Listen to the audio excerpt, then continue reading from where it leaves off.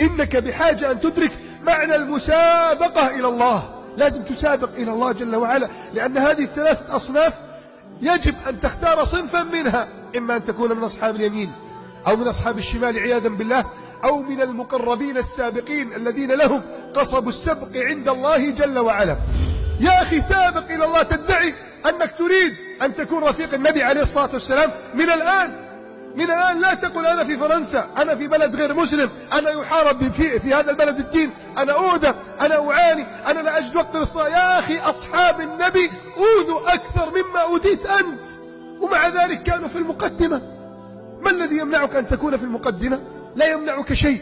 إنها همة النفس، همتي أن يعود مجدي وعزي ويسود القرآن كل النواحي، سنة المصطفى ضياء لدربي ولأجل الإله يحلو كفاحي.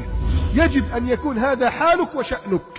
والسابقون السابقون أولئك المقربون في جنات النعيم، ثلة من الأولين وقليل من الآخرين. ذكر الله أنهم مجموعة من الأولين. ليه؟ لأنهم فهموا معنى السباق، فهموا معنى المسارعة إلى الله. ولماذا قلة من الآخرين؟ لأنهم لم يفهموا معنى المسابقة إلى الله سبحانه وتعالى.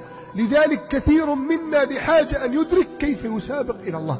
علم نفسك كيف تسابق إلى تكبيرة الإحرام، علم نفسك كيف تسابق إلى الصيام، علم نفسك كيف تسابق إلى قيام الليل، علم نفسك كيف تسابق إلى غض البصر، علم نفسك كيف تسابق إلى ذكر الله جل وعلا.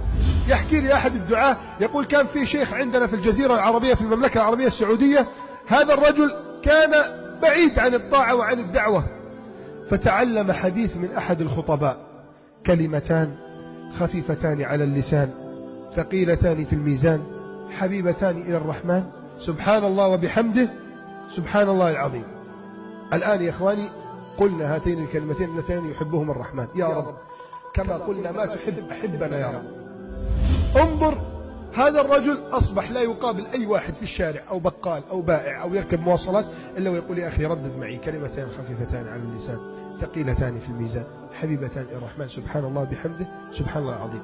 يقول حصل له حادث كنت موجود معه. هذا الرجل يحكي لي يقول كنت موجود معه وأنا أحاول أن أسعفه، ووالله كان في اللحظات الأخيرة يشد يدي ويقول: يا أخي كلمتان خفيفتان على اللسان ثقيلتان في الميزان حبيبتان إلى الرحمن سبحان الله بحمده سبحان الله العظيم. ومات. همته أن يبلغ دين الله جل وعلا.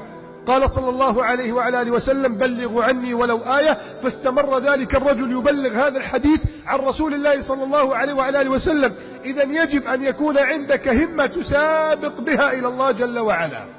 يا رب اجعلنا وجميع من حضر من إخواننا وأخواتنا من السابقين.